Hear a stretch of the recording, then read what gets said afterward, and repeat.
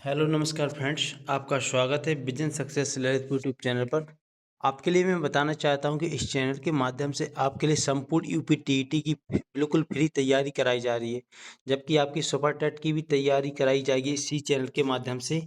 और कुछ वीडियो अभी आपकी क्लासेस स्टार्ट भी करा दी जा चुकी हैं, तो आप लोग प्लेलिस्ट में जाकर देख सकते हैं कि आपकी संगम बैच जो आपका सुपर टेट का बैच चल रहा है और यूपी टीईटी से संबंधित क्लासेस भी प्रतिदिन डाली जा रही है। तो आप लोगों से रिक्वेस्ट है कि आप लोग चैनल को सब्सक्राइब कर लीजिए, क्योंकि इस चैनल पर आपके लिए यूपी टीईटी के प्रैक्टिस सेट भी स्टार्ट कराए जाएंगे, यूपी सुपर टेट का प्रैक्टिस सेट स्टार्ट कराया जाएगा, और आपके लिए अभी एमपी टेट और रीट इससे संबंधित क्लासेस डाली जाएंगी। जबकि आपका यूपी लेखपाल और यूपी ट्रिपल एससी वाला जो पैट एग्जाम आपका जून माह में आ जाएगा, तो उसकी भी तैयारी कराई जाएगी। तो आप लोग उससे रिक्वेस्ट है कि आप लोग चैनल को सब्सक्राइब कर लीजिए और अधिक से अधिक दोस्तों तक शेयर करिए। आइए देखते हैं आज का प्रश्न है, यदि किसी बालक की मानसिक आयु 16 वर्ष है और उसकी वास्तविक आयु 10 वर्ष है, तो उसकी बुद्धि लब्धि कितनी होगी। तो आपको ये इस तरीके से निकालना है कि बुद्धि लब्धि का सूत्र होता है मानसिक आयु बटे वास्तविक आयु गुणे 100।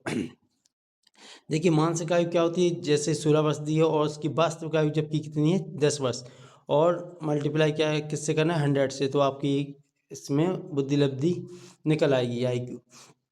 आइए अगला प्रश्न है, मूल प्रवृत्तियों की संख्या कितनी है। तो मूल प्रवृत्तियों की संख्या होती है 14, जो मैडुगल ने सिद्धांत दिया था। बाल अवस्था जीवन का अनोखा काल है, किसका कथन है, कॉलिबम ब्रूस का। यह कथन यूपी टीटी की परीक्षा में भी पूछा जाता है। जबकि आपका ये है, आपकी क्लास प्रथम सेमेस्टर बाल विकास की चल रही है, तो आप लोग अधिक से अधिक दोस्तों तक शेयर कर सकते हैं। प्रयत्न एवं भूल का अधिगम सिद्धांत किसने दिया था। तो सभी को आना चाहिए, थॉर्नडाइक महोदय ने दिया था प्रयत्न एवं भूल का सिद्धांत। किन्हीं दो व्यक्तित्व परीक्षण के नाम बताइए। तो आप जीवन इतिहास विधि और प्रश्नावली विधि, ये आपकी क्या होते हैं, दो व्यक्तित्व से संबंधित विधियों के नाम हैं। सूझ या अंतर्दृष्टि सिद्धांत की प्रवर्तक के नाम लिखे। तो सूझ या अंतर्दृष्टि सिद्धांत आपका कोहलर ने दिया था, और इसने जो प्रयोग किया था वह किया था वनमानुषों पर या फिर आपका चिंपांजी नामक बंदर पे। तो यह भी पूछ लिया जाता है कि किस पे उसने प्रयोग किया था, तो आप याद रखें चिंपांजी या फिर बंदर पर किया था। ठीक है, अब देखिए प्रथम मनोविज्ञान प्रयोगशाला की स्थापना किसने की थी। तो आपको याद रखना है सन 1879 में जर्मनी के वैज्ञानिक विलियम वुंट ने सन 1879 में जर्मनी में क्या की थी, प्रथम मनोविज्ञान प्रयोगशाला की स्थापना की थी। मनोवैज्ञानिक प्रयोगशाला की स्थापना किसने की थी, जर्मनी में विलियम वुंट ने। आपको याद रखना है प्रबलन सिद्धांत का प्रतिपादक किसने दिया था। तो प्रबलन सिद्धांत का प्रतिपादक महोदय हैं हल, CL हल। बाल विकास के अंतर्गत शैशवावस्था की कौन सी अवस्था मानी जाती है। तो जन्म के 5 से 6 वर्ष। अधिगमांतरण क्या है। देखिए पहली परिस्थिति को प्राप्त ज्ञान कुशलता आदतें अभियोग्यताओं का दूसरी परिस्थितियों में प्रयोग करना क्या कहलाता है, आपका अधिगम का अंतरण यानी अधिगम का ट्रांसफर कहलाता है। आई बुद्धि के द्विखंड सिद्धांत का प्रतिपादन किसने किया था। तो इस सिद्धांत के प्रतिपादक स्पीयरमैन थे। द्विकाल सिद्धांत किसने दिया था, स्पीयरमैन ने दिया था। आइए अगला प्रश्न, अंतर्दृष्टि सिद्धांत क्या है। देखिए इसमें बताया गया है आपके लिए, आपको याद होना चाहिए कि अंतर्दृष्टि सिद्धांत किसने दिया था। तो कोहलर महोदय ने दिया था। देखिए व्यक्ति कुछ कार्यों को करके सीखता है और कुछ कार्यों को दूसरों को करते देखकर सीखता है, परंतु कुछ कार्य हम बिना बताए अपने आप ही सीख लेते हैं। इसे क्या कहते हैं, अंतर्दृष्टि सूच का सिद्धांत। यानी कि आप लोगों ने देखा होगा इस सिद्धांत में अचानक उसके दिमाग में एक विचार आता हुआ और वह कीलों को पकड़ने के लिए क्या करता है, बॉक्स को रखता जाता है और या लाठी के सहारे उन कीलों को पकड़ लेता है। तो इसी प्रकार से हम लोगों के साथ कई बार ऐसा होता है कि हमें कुछ समझ में नहीं आ रहा होता है, अचानक एक विचार आता है और हम वह कार्य अच्छी कुशलता से कर लेते हैं। किस सिद्धांत को गेस्टाल्टवादी सिद्धांत कहा जाता है। तो इसी सिद्धांत को सूझ या अंतर्दृष्टि सिद्धांत को गेस्टाल्टवादी सिद्धांत कहा जाता है। वाइगोस्टकी ने अपने सिद्धांत में किस पर अधिक सबसे ज़्यादा बल दिया था। तो इन्होंने दिया था भाषा पर। इन्होंने कहा था कि भाषा बालक जो होता है वह समाज में रहकर सीख सकता है और अपने माता पिता और विद्यालय से भी भाषा सीखता है। तो इन्होंने वाइगोस्टकी जी ने भाषा पर प्रमुख बल दिया है। सीखने के वक्र से आप क्या समझते हैं। तो देखिए सीखने के वक्र अभ्यास द्वारा सीखने की गति को, उन्नति की सीमा को ग्राफ पर प्रदर्शित करते हैं।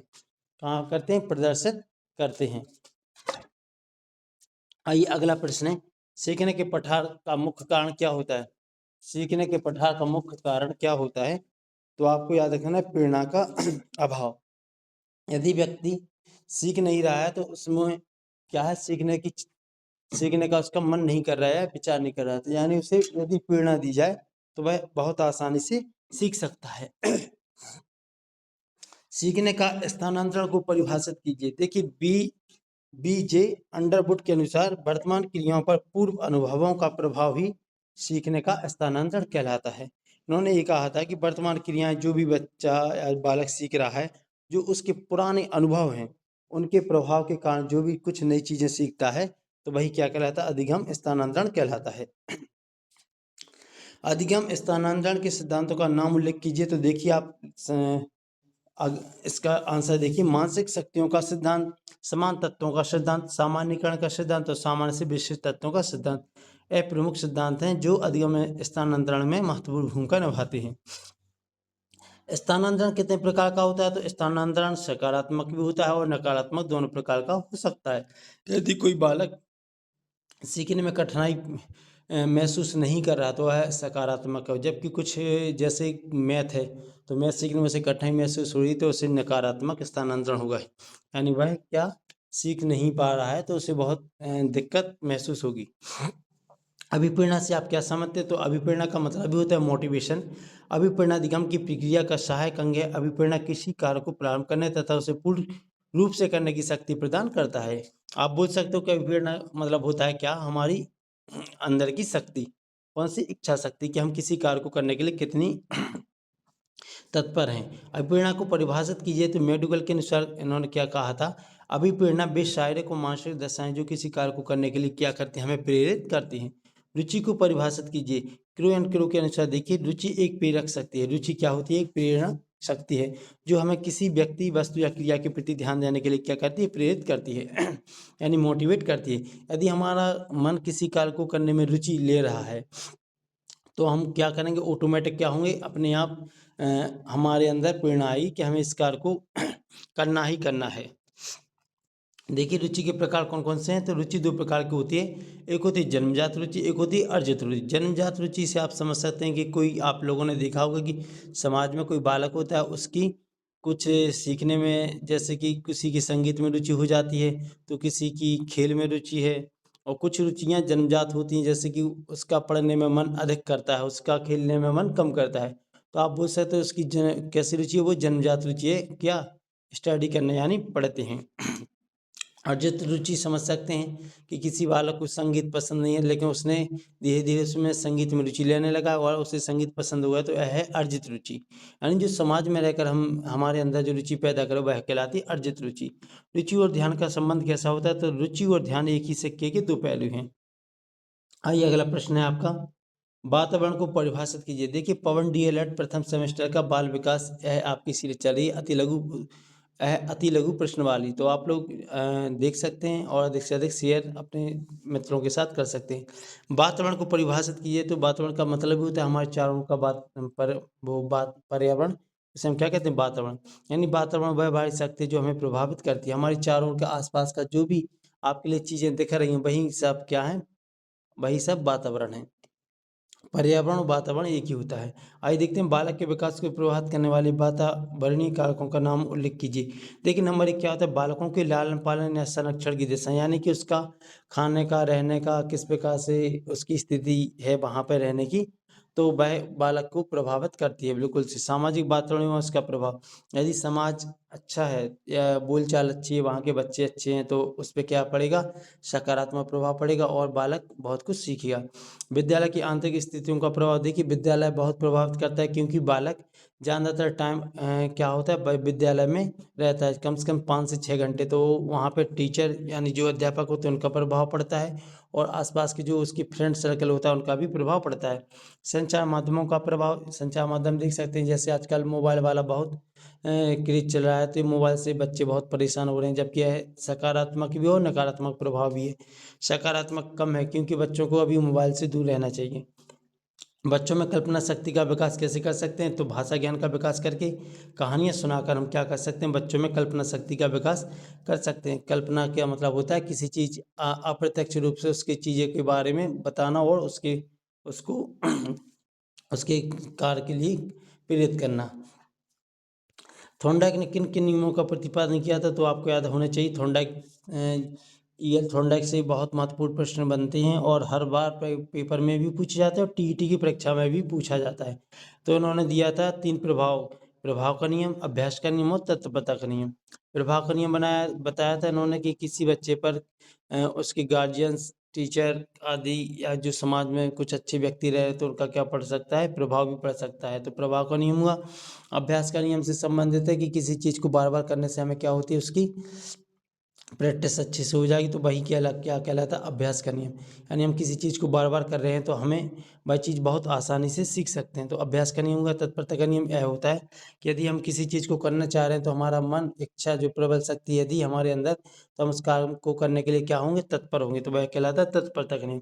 अधिगम की एक परिभाषा लिखी है। तो वुडवर्ड के अनुसार इन्होंने क्या कहा था, अधिगम का अर्थ होता है सीखना। ठीक है, तो नवीन ज्ञान और नवीन प्रतिक्रियाओं को प्राप्त करने की प्रक्रिया, सीखने की प्रक्रिया क्या है, अधिगम कहलाती है।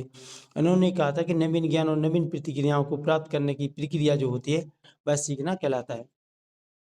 अधिगम को प्रभावित करने वाले कारकों का नाम उल्लेख कीजिए। तो रुचि, अभिक्षमता, विषय का ज्ञान, सीखने की इच्छा, प्रेरणा, और वातावरण, ये सभी क्या करते हैं, हमारे अधिगम को प्रभावित करते हैं। अधिगम की प्रभावशाली विधियां कौन कौन सी होती हैं? तो आपको याद रखना है, करके सीखना, अनुकरण द्वारा सीखना, निरीक्षण करके सीखना, परीक्षण करके सीखना, ये प्रोजेक्ट विधि, ये सभी क्या कहलाती हैं, आपकी अधिगम की प्रभावशाली विधियां कहलाती हैं। सीखने के गौण नियम कौन कौन से हैं? तो आपको याद रखना है, यह बहुत प्रश्न इंपॉर्टेंट होता है टेट की दृष्टि से भी और आपका सुपर टेट और डीएलएड से संबंधित। देखिए, मनोवृत्ति का नियम, बहु अप्रतिक्रिया का नियम, आंशिक क्रिया का नियम, अनुरूपता का नियम और संबंधित परिवर्तन का नियम, एक प्रमुख 5 मुख्य गौण नियम कहलाते हैं। सीखने के नियमों की क्या उपयोगिता है? तो सीखने के नियमों का प्रयोग कर शिक्षक छात्र में अधिगम के प्रति रुचि, उत्साह एवं संतोष विकसित कर सकते हैं। अनुकरण, देखिए अनुकरण का अर्थ होता है कि किसी चीज को देखकर हम उसी चीज को करें, यानी कि नकल करें। अनुकरण द्वारा सीखने का तात्पर्य क्या होता है? तो अनुकरण द्वारा सीखने की प्रक्रिया सहज अवस्था से ही प्रारंभ हो जाती है। विद्यालय में बच्चे शिक्षक द्वारा दी जाने वाली प्रक्रियाओं का क्या करने लगते हैं, अनुकरण करके सीखते हैं। आप लोगों ने देखा होगा कोई घर में बालक होगा तो यदि उसके दादाजी दाढ़ी बना रहे हैं, शेविंग कर रहे हैं, तो वह बालक भी क्या करने लगता है, उसी प्रकार से प्रतिक्रिया करने लगता है। तो यह कहलाता है अनुकरण द्वारा सीखना। ब्रूनर के सिद्धांत की कोई एक विशेषता बताइए। तो ब्रूनर ने दिया था, यह सिद्धांत सीखने में पुनर्बलन, पुरस्कार एवं दंड पर बल देता है। किस पर बल देता है? पुनर्बलन, यानी कि किसी चीज़ में यदि हम सक्सेस हो गए हैं तो हम उस चीज़ को बार बार करेंगे। यदि कोई बालक होता है तो वह कक्षा में प्रथम स्थान पाता है तो उसे क्या दिया जाता है? पुरस्कार। तो उसका मन फिर से वही चीज़ पुरस्कार प्राप्त करने के लिए होता है कि हम फिर से अच्छी से पढ़ाई करें और फिर से पुरस्कार प्राप्त करें। और दंड पर भी, यानी दंड भी होता है। यदि कोई बालक पढ़ाई नहीं कर रहा तो वह फेल हो जाएगा तो उसे वह क्या मिलेगा? दंड मिलेगा। सिद्धांत क्या है? सिद्धांत ज्ञान के क्षेत्र में पहुंचाने का क्या है? साधन है। आइए अगला प्रश्न है, नैतिक विकास के सिद्धांत के प्रतिपादक कौन है? तो नैतिक विकास के सिद्धांत के प्रतिपादक कोहलर महोदय थे।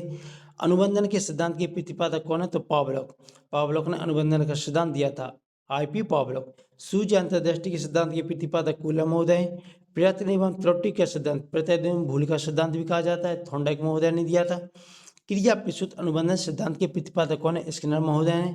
प्रबलन का सिद्धांत कई बार पूछा जाता है पेपर में, तो सीएल हल है। चिंतन को परिभाषित कीजिए। देखिए चिंतन क्या होता है?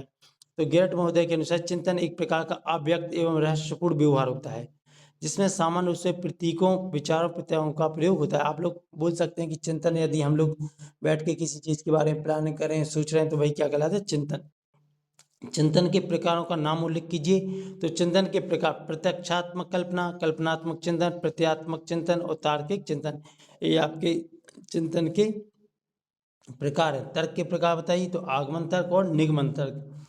निगमन तर्क से आप क्या समझते हैं? तो इस आपको याद रखना है, इस तर्क में व्यक्ति दूसरों के अनुभवों, विश्वासों या सिद्धांतों का प्रयोग करके सत्य का परीक्षण करते हैं।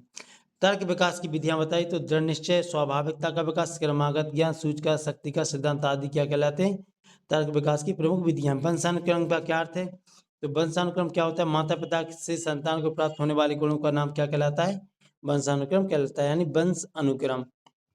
वंशानुक्रम, माता पिता की, हमारी माता पिता की जो विशेषताएं होती हैं वह जीन के माध्यम से पीढ़ी दर पीढ़ी एक दूसरे में पहुंचती रहती हैं। वंशानुक्रम के सिद्धांत और नियम बताइए। तो बीच कोश की निरंतरता का नियम, समानता का नियम, विभिन्नता का नियम और प्रत्यागमन का नियम। तो आप लोग, ये बहुत इंपॉर्टेंट प्रश्न होते हैं, तो आप लोग इनको याद कर लीजिए। वातावरण का अर्थ बताइए। तो वातावरण वह हर वस्तु है जो किसी अन्य वस्तु को घेरे हुई है और उस पर सीधा अपना प्रभाव डालती है। वह क्या कहलाता है? वातावरण कहलाता है। समायोजन की परिभाषा किसकी है? तो समायोजन वह प्रक्रिया है जिसके द्वारा प्राणी अपनी आवश्यकताओं की पूर्ति को प्रभावित करने वाली परिस्थितियों में संतुलन रखता है। एक किसने कहा था? बोरिंग, लैंगफील्ड व बेल्ट ने। किसने कहा है? वातावरण में वे सब बाह्य तत्व आ जाते हैं जिन्होंने व्यक्ति को जीवन आरंभ करने की समय से प्रभावित किया है। तो वुडवर्थ महोदय ने कहा था। सीखने के एक क्षेत्र में प्राप्त होने वाले ज्ञान या कुशलताओं का सीखने के दूसरे क्षेत्र में प्रयोग करना साधारणतः प्रशिक्षण का स्थानांतरण कहलाता है। कथन है क्रू एंड क्रू का। बुद्धि परीक्षणों को मुख्यतः किन दो वर्गों में विभाग किया गया है? तो व्यक्तिगत बुद्धि परीक्षण होता है, एक होता है आपका सामूहिक बुद्धि परीक्षण। स्टैनफोर्ड बिने स्केल किस प्रकार का परीक्षण है? तो आपको यह याद रखना है कि यह एक व्यक्तिगत भावात्मक परीक्षण है। कैसा है? व्यक्तिगत। पियाजे की संज्ञानात्मक विकास की मुख्य अवस्थाएं कितनी होती हैं? तो संज्ञानात्मक विकास के इन्होंने मुख्यतः 4 अवस्थाएं बताई थी। नंबर 1 संवेदीपीसी अवस्था, प्राक संक्रियात्मक अवस्था, मूल संक्रियात्मक अवस्था और औपचारिक संक्रियात्मक अवस्था। व्यक्तित्व की संक्षिप्त परिभाषा लिखी तो रेक्स के अनुसार क्या बताया था उन्होंने? व्यक्तित्व समाज द्वारा मान तथा अमान गुणों का संगठन होता है, वही क्या कहलाता है? व्यक्तित्व। व्यक्तित्व को मुख्य तौर पर कितने भागों में विभक्त किया गया है? तो यह आपको याद रखना है। मनोविज्ञानिकों ने व्यक्तित्व को 2 भागों में बांटा है। नंबर 1 अंतर्मुखी, बहिर्मुखी और उभयमुखी, यानी कि दोनों जो मिश्रित होते हैं उन्हें क्या कहते हैं? उभयमुखी। अंतर्मुखी आप लोग सोच सकते हैं या एग्जाम्पल में देख लीजिए तो ऋषि मुनि होते हैं, वह अंतर्मुखी होते हैं। बहिर्मुखी आप एक्टर देख सकते हैं, नेता देख सकते हैं, जो कैसे व्यक्तित्व वाले होते हैं, बहिर्मुखी। शरीर रचना के आधार पर व्यक्तित्व के प्रकार बताइए। तो शरीर रचना के आधार पर व्यक्तित्व के 3 प्रकार होते हैं, शक्तिहीन, खिलाड़ी और नाटा। व्यक्तित्व मापन की विधियां बताइए। तो व्यक्तित्व मापन की 3 विधियां होती हैं, आत्मनिष्ठ विधि, वस्तुनिष्ठ विधि और प्रक्षेपण विधि। संज्ञानात्मक विकास के सिद्धांत के प्रतिपादक कौन थे? तो संज्ञानात्मक विकास के सिद्धांत के प्रतिपादक जीन पियाजे महोदय थे। सामाजिक विकास के सिद्धांत के प्रतिपादक वाइगोस्की महोदय हैं। आइए थोड़ी से आपको आगे वाले जो प्रश्न हैं वह अगले वीडियो में कराए जाएंगे। तो आप लोग याद रखिए कि आप लोगों को यहाँ से बहुत इंपॉर्टेंट प्रश्न दिए जाएंगे। आपके लिए यूपीटीटी परीक्षा की तैयारी कराई जाएगी, सुपर टेट की तैयारी कराई जाएगी। तो आप लोगों से रिक्वेस्ट है कि आप चैनल को सब्सक्राइब कर लें और अधिक से अधिक मित्रों तक शेयर करें। Thank you.